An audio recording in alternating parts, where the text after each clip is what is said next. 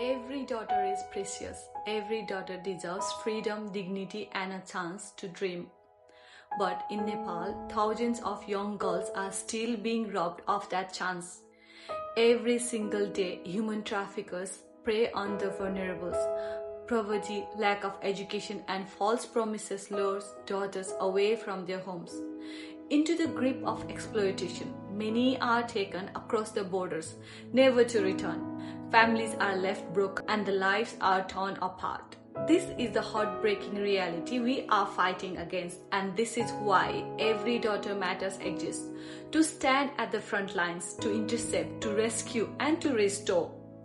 Recently, Woodvale Baptist Church came together at Gorkha Palace in Karalu for a beautiful fundraising dinner. What may have felt like a simple evening of food and fellowship was in fact an act of love and compassion, reaching across the world. Because of your generosity, the cost of more than 30 rescues has been covered. That means over 30 daughters will be saved from the chains of human trafficking and given the chance to live in freedom, safety, and hope. On behalf of those daughters who now have second chance at life, I want to say from the bottom of my heart, thank you. You are not only helping rescue lives, you are rewriting stories. You are reminding the world that every daughter truly matters.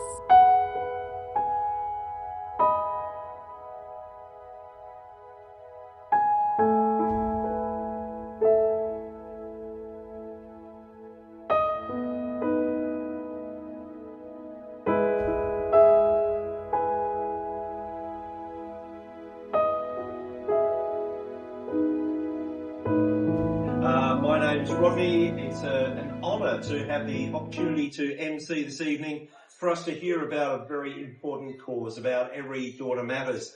That's why most of us are here. We're going to be hearing this evening about Every Daughter Matters and have an opportunity to say, what does that mean for me? How can I make a difference for these young women that need us to step in on their behalf?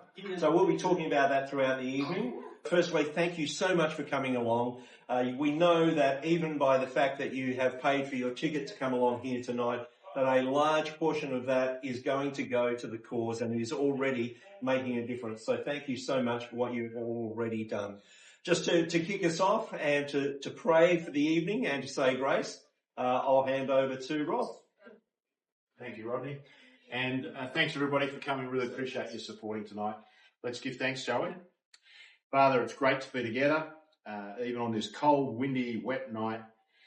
What a wonderful opportunity it is to be together and to talk about things that are really important and making a difference in people's lives. Thank you for the work of Every Daughter Matters. Thank you for all these people who have come, and thank you for the wonderful food that has been provided for us as well. We pray your blessing on our entire evening in Jesus' name. Amen. Enjoy the evening, folks. Thank you.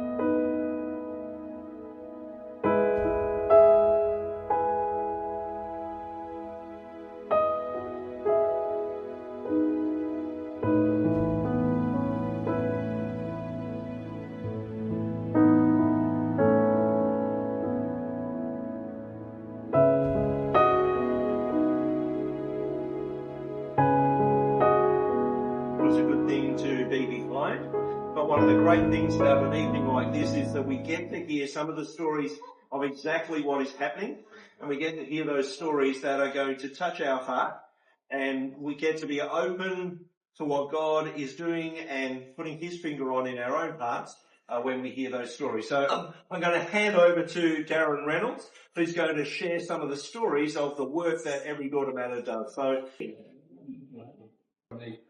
Normally when I get into a presentation like this, I ask for a show of hands. Actually, I will. Who's actually heard of Every Daughter Matters before tonight?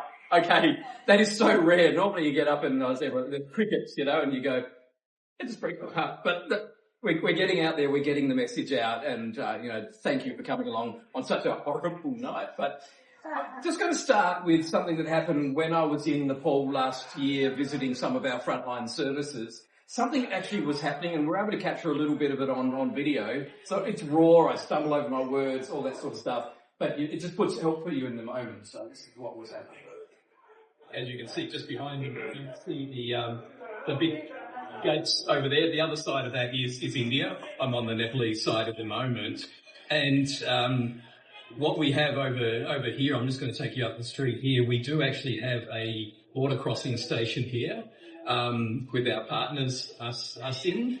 But you'll see our signage here as well. That's in behind me there.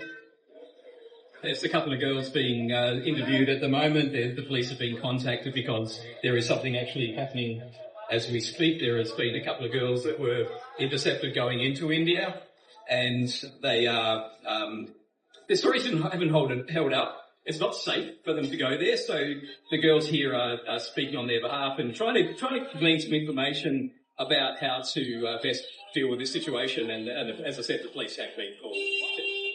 So you can hear a bit of the chaos that was happening while we were there. There's a lot of horns and all sorts of stuff going on. But what we were able to actually unpack after stop filming was we had the police involved. What had happened was a woman in her early 50s with a girl in her early 20s walked straight past us. Oh. So we were standing at this booth. We were completely oblivious to it, but our staff weren't. And that's the value of those frontline staff. They went over to them and intercepted them only about 10, 15 metres from the border and started talking to them, brought them back to the booth, and that's what you just saw there. What we discovered was the stories weren't holding up, so some of the staff actually got the police involved. The police took the older woman off and interviewed her. Our staff took the girl to an emergency shelter. We dropped in on her a little bit later, and she was sitting on a bed sobbing, so clearly things had come undone. But this older woman had been posing as this girl's auntie, and she wasn't. So the girl thought she was going with an auntie to a safe job in India. When we questioned her, she denied even knowing this girl. So what had actually happened is that woman had sold that girl. The money had already changed hands, and the guy was waiting at the border. We could see him from where we were standing. And I think what troubled me the most in that moment was just how brazen that was. They walked past a bunch of white guys standing at this border, thinking that they could traffic a human being into another country in plain view. And the crazy thing is they nearly did. They nearly got away with it.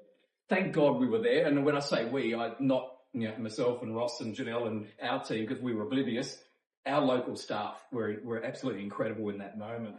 And I think you don't really value the what happened in that moment unless you understand what would happen if they crossed that border. Now, we're not here to dwell on the darkness tonight, but I think there's two responses as children of the light, as Christ's children. We have two responses to darkness. We can either run back to the light or we can bring the light into that darkness. And I think that's what's happening on this border, because if they get across that border, they are going into the sex industry predominantly, labour trafficking, street begging, and that bottom one, how disturbing is that? They're after their kidneys, they're after their organs. And when you believe these girls are made in the image of God, you can't reduce them to that. That is what the horrors that lie in wait over there. So you're aware that Ross became aware of this just under 5 years ago. There was one booth that was set up in conjunction with our local partners. In less than 5 years, we've got 13 booths, and that's been about 2 years that we've been running those 13 booths. We've been able to sustain those. The reason I've highlighted the girl on the right here is because she was being trafficked herself when we rescued her. She's now on staff. Out of around 50 frontline staff, about 14 of them are girls that have been trafficked themselves. They know what it looks like because they know what it feels like. Again, the value of having local people, Indigenous people that we're investing in, manning these sort of staffs, these sort of surveillance booths. So a quick geography lesson for those that haven't been there or haven't seen it. This is Nepal. You've got China to the north, you've got India to the south, west and east. So wherever you see our logo there, which is Priya, there she is. So Priya means beloved. Is that right? You mean it? Yeah, in Nepali. I've got a friend here from Nepal herself, and she runs a little podcast called Colours of Perth, and she has interviewed both myself and Ross Nancaro on that. So if you get a chance, scan that and become a subscriber to that. She's doing incredible work for it. Thank you. Is where we currently have a surveillance booth, and each one of those has an emergency shelter attached, somewhere safe for the girls in that initial period of time after rescue. And we have these 2 safe homes, which we are longer term care, so there's about 40 girls under our care at any given time. Plus we now have a halfway house room, which about 10 to 15 girls are in there as well. So just to give you some numbers, May is the last update we've had from, because it takes a while to actually verify every rescue. We don't publish it until we can verify it. We don't want to go to public with false numbers.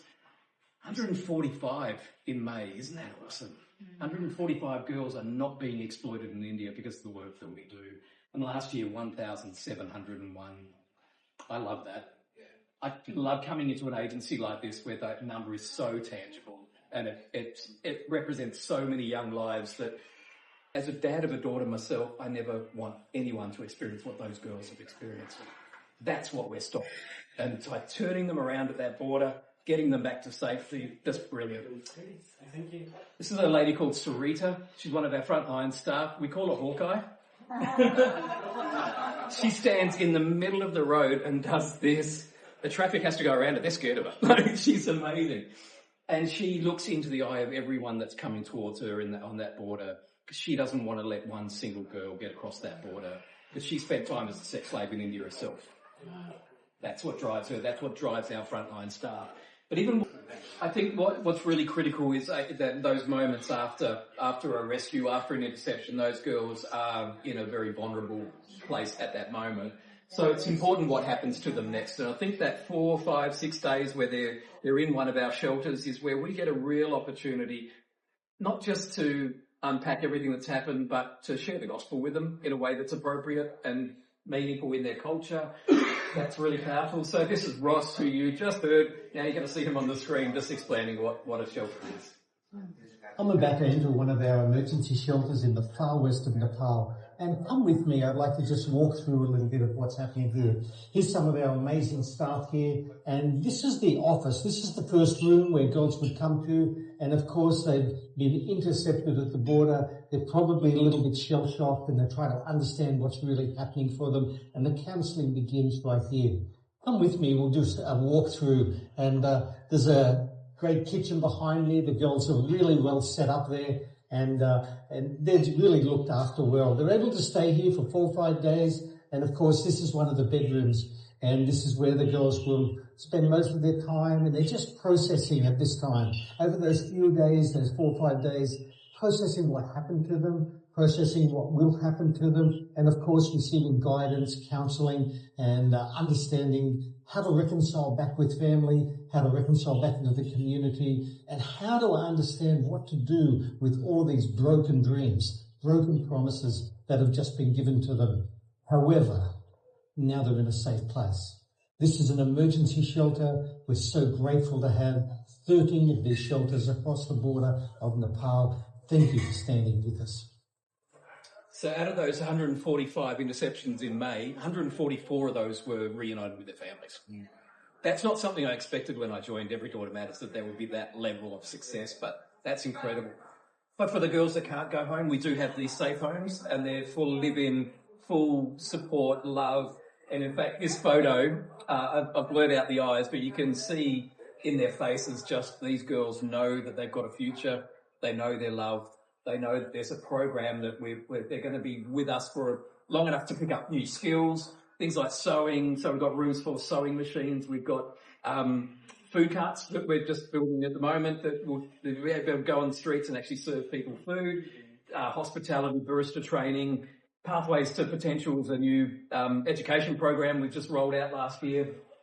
These girls are in safe hands. Are just amazing. So as Ross mentioned tonight, we understand what you've done tonight is you've already you've already sown into our mission by just coming tonight and the ticket price. What we are actually, without fear of saying this, we love interception partners, and some of you in this room are already doing this. That's where if you have a set amount that you can give every month, even if it's only 10, 20, it's not so much the amount, the sustainability of that.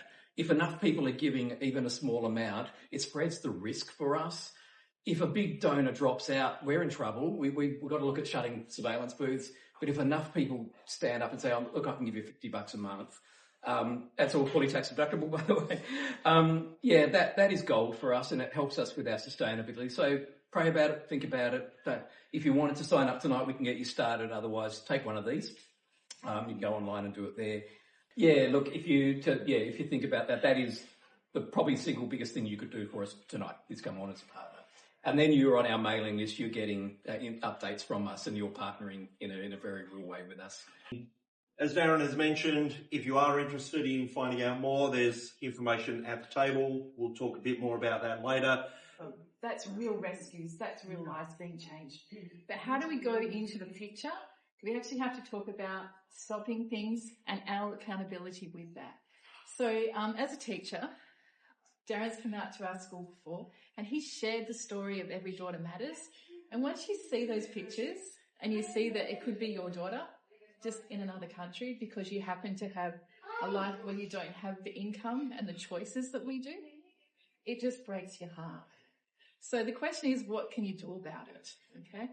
So we invited Darren to come to our school and we sat with our students and we went, what do you want to do, guys? How can we make a difference?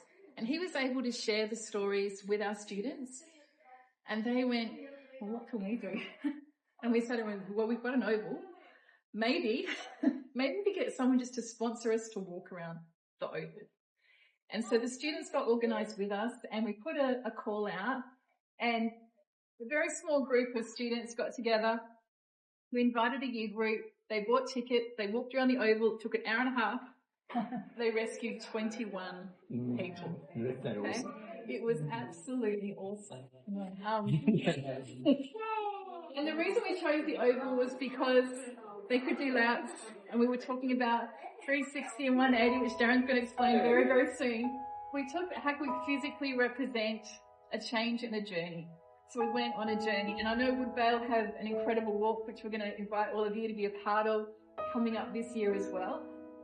But education has to go with this. When we walk, we have to tell people why we're walking, why we were eating dinner tonight, why we can go home and hug our kids, and what our accountability is with that. So I just want to encourage everybody in this room, whether you're in a school, whether you're a parent, whether you're a grandparent, you're actually involved in education of your own family, of the families around you, your community, and your workplaces.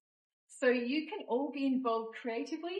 There's lots of different ways to raise money, but we also have to tell the stories because the stories are really important. They're real people, and we have an accountability and a responsibility to do what we can.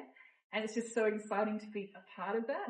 And so I'm going to ask Darren to share a little bit about his projects because that's a really good way for you to get involved. But he can also come out, just spooking you now, he can come out and visit you at your workplace, at your school, at your educational institution, and actually tell the stories so people understand why we feel so passionate about this issue because every daughter does matter. I've got a daughter. I'm pretty sure a lot of us in this room have all felt the impact of this, and we can do something to really change the future. Yeah, we have to deal with poverty. We have to deal with exploitation.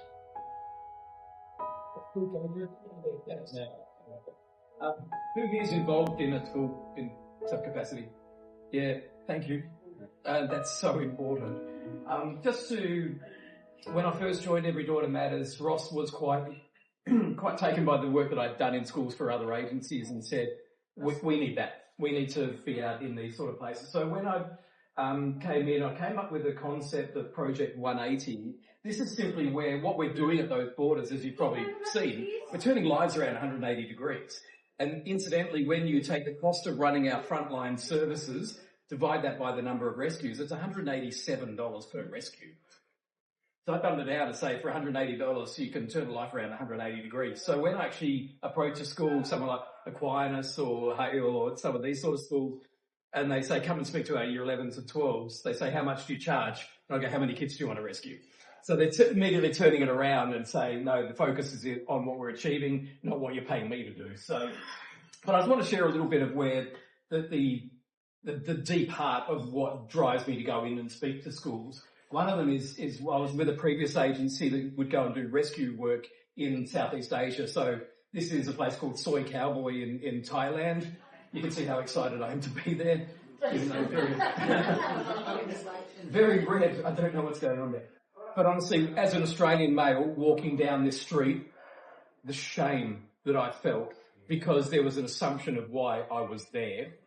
There are girls standing there dressed in next to nothing, trying to entice you into their bars.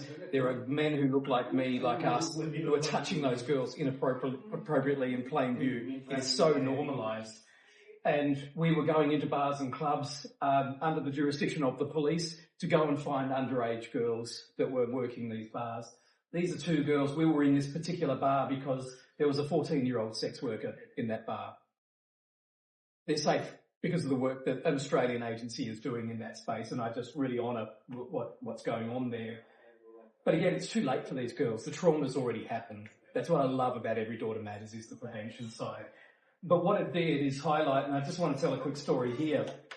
When I was in Thailand doing that work, I was heading over to Cambodia to go and meet up with the team that I was with there as well. And I went to get on, booked a ticket, got to Bangkok airport.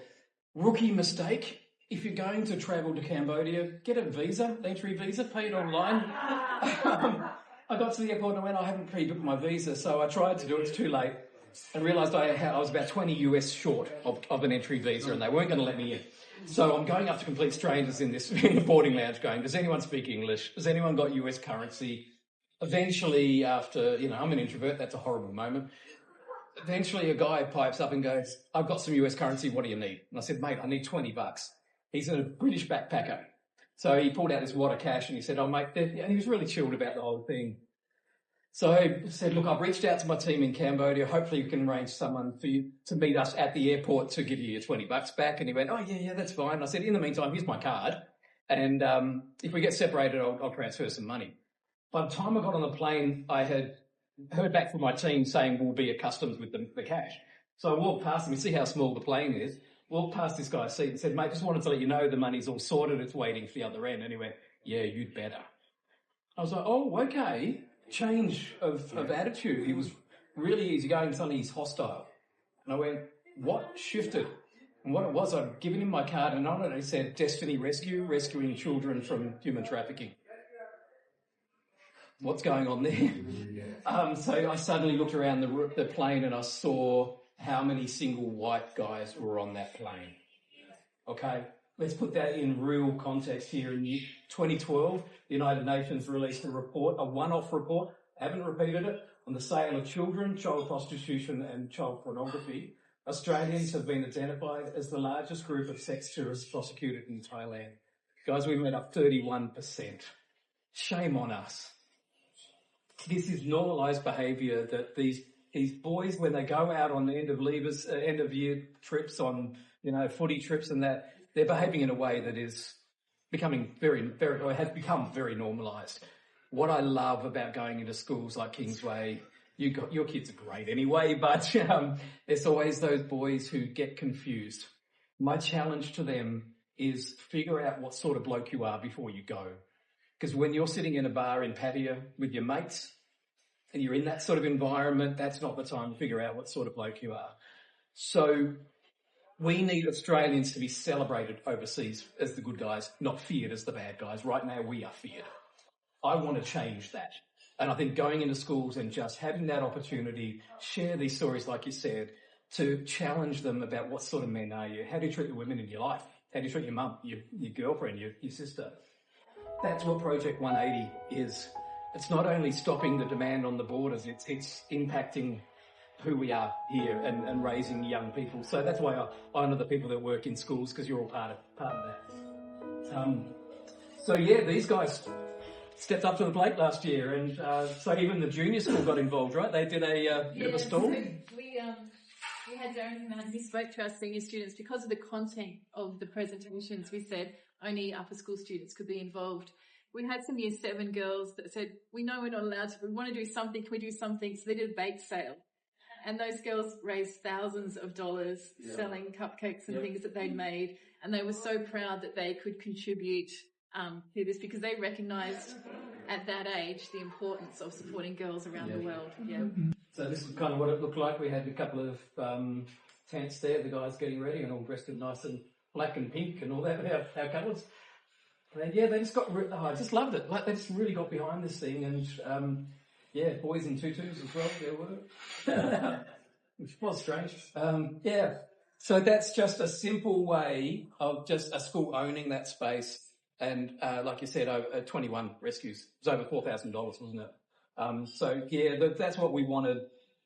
It's hard to get into schools unless there's contacts or unless there's referral people. So if you do know anyone, once I've been booked into a school, normally I get repeat business. Like it's just, there's so many charities out there vying for this space, but I think you understand why we need to be there now. So thank you, and thanks for all your support. Find out more, but especially looking for businesses to take part in multiples of $180, that $180 that will turn a life around. Would love to hear from you if you would like your business to be involved, and how about you make it a thing at your workplace. The great thing about this walk is that you can invite people at your workplace to come along and say, hey, did you realise that this is what's going on overseas? These are the things that are happening. These are the things that we have the power to prevent. Will you be a part of it? Now, if you are running a business, then it's an opportunity to talk to your staff and say, will you be part of this with me? To get your friends, to get your neighbours, to get everyone involved in the walk, because it's a great opportunity to say, I am going to make a stand. Every daughter matters. And I love the name of the organisation, because it's not just your daughters matter. It's every daughter matters.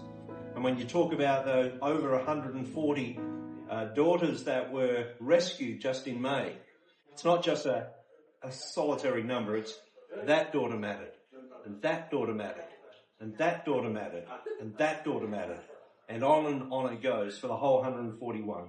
And you have the opportunity to do that for so many others. So if you're part of a business, if you're running a business, or you just want to do something at work, why not encourage others to be a part of it for you? We're so used to things like run for a reason. The only reason I can see for a run is if you're being chased. But we're so used to doing that sort of thing, and we'll share that with a lot of people. And so why are we not sharing this when we know the difference that it can make for each daughter that is rescued? So can I encourage you not just to turn up yourself this time, but encourage those around you at your workplace, those people in your business. And if you are interested in business sponsorship, please talk to Trish or Karen. They would love to hear from you about how you can sponsor as a business. Have your logo on flyers, the whole bit, just so that we can honour what you're doing.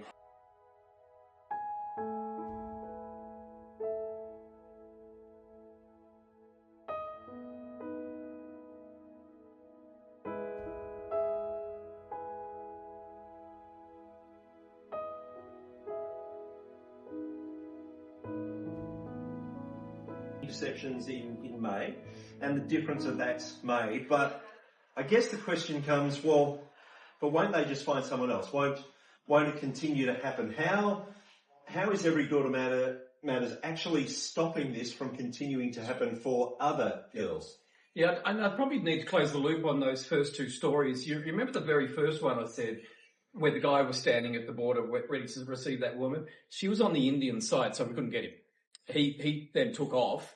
But the second story I said with Sarita, with the Hawkeyes, was that getting the police involved at that moment, they actually did a sting operation. So they got the girl and the guy, took them as if the transaction was going ahead to the other guy who came over the border to meet them. And they got both guys. And they're both up on charges as we speak.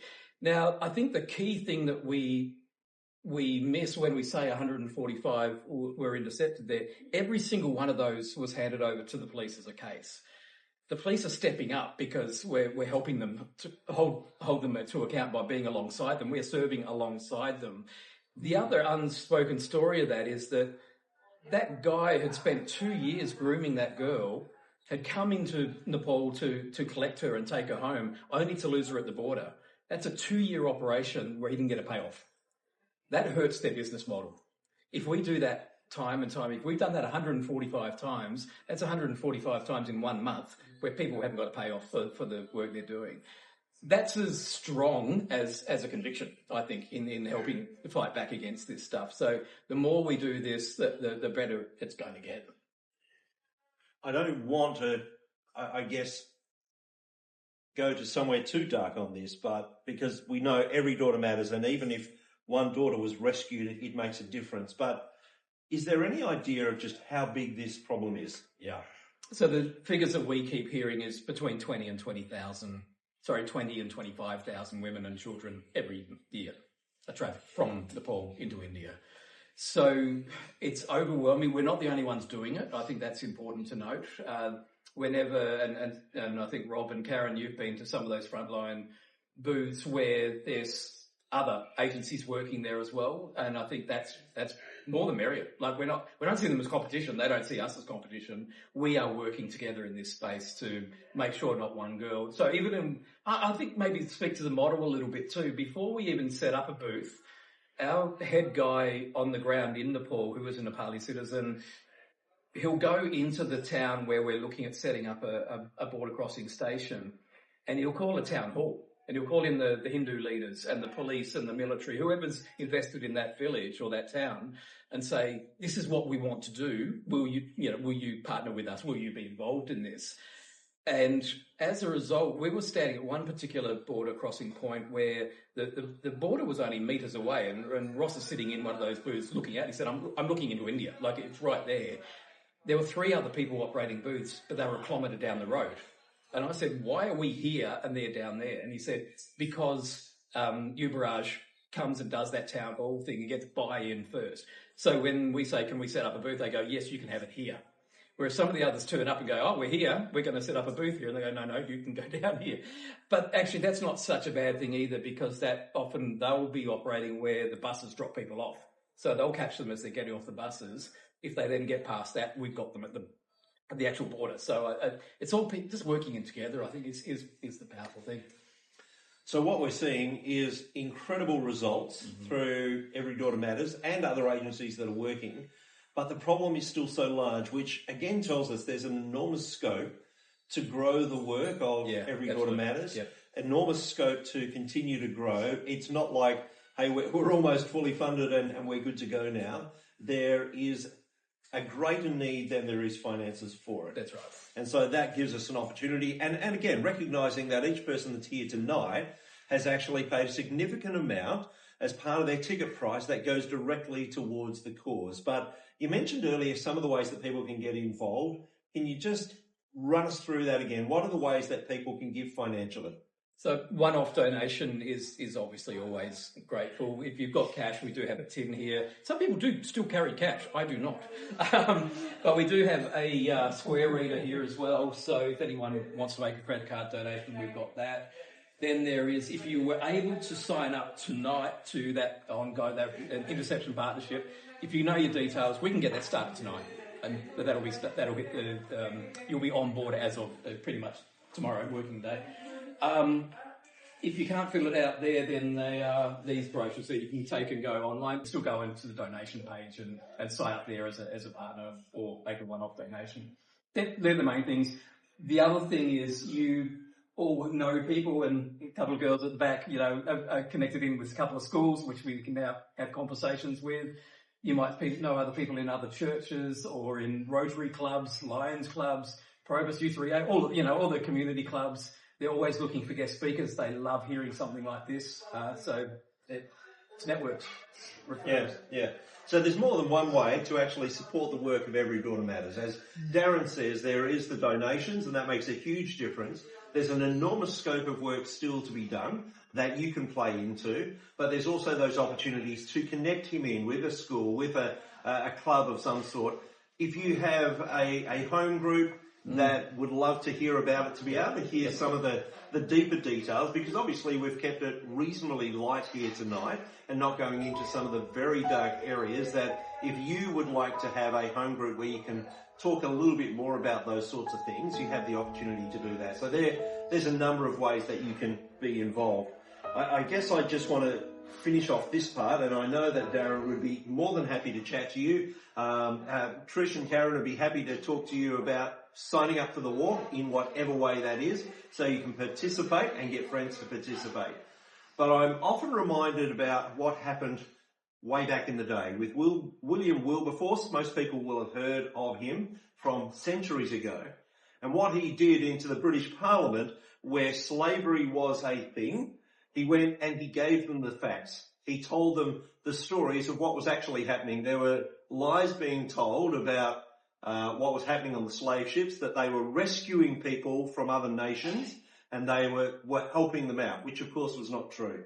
So he gave the facts to the British Parliament. And the statement that just still sits with me at the end of it was, you may choose to look the other way, but you can never again say that you did not know. Unfortunately, we've put a fairly heavy burden on you tonight. And that is that until tonight, maybe there's some of these things that you didn't know, so you could continue to go on.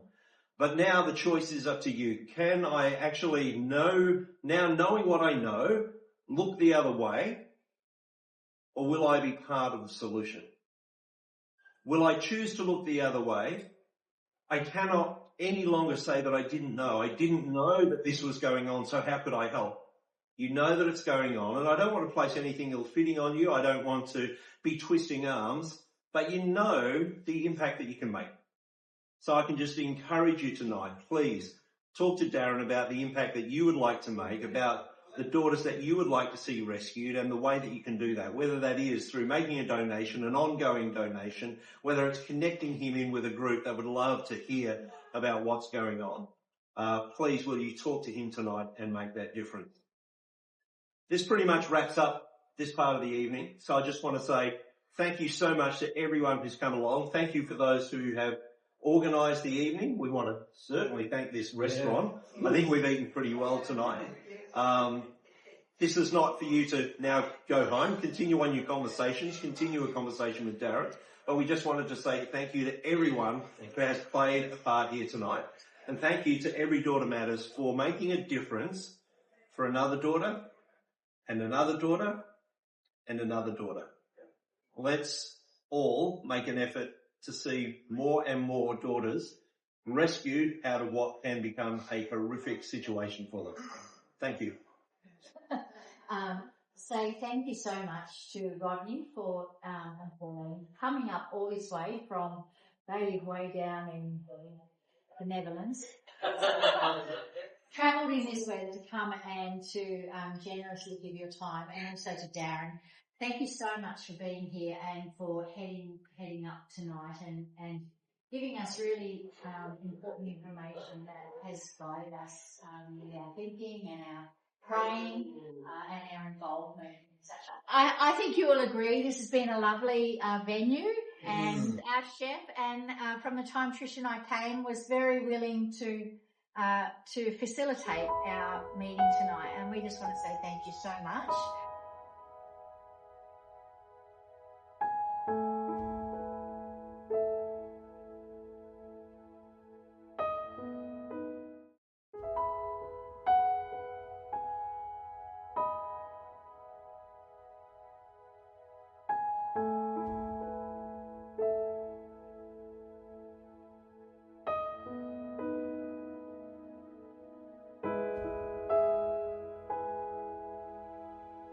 Hi everyone, my name is Chinle and we are at Gorkha Palace Nepalese restaurant.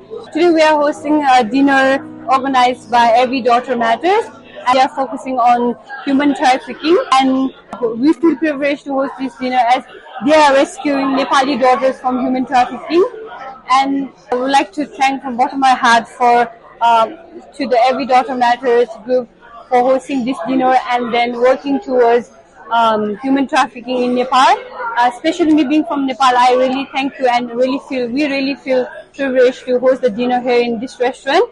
And if anyone would like to host any dinner or any events in the future, we can customize any food to your liking and we can discuss, and you are most welcome to host the dinner here. And this is our card, so you can contact us and you can find us in Google as well. Thank you.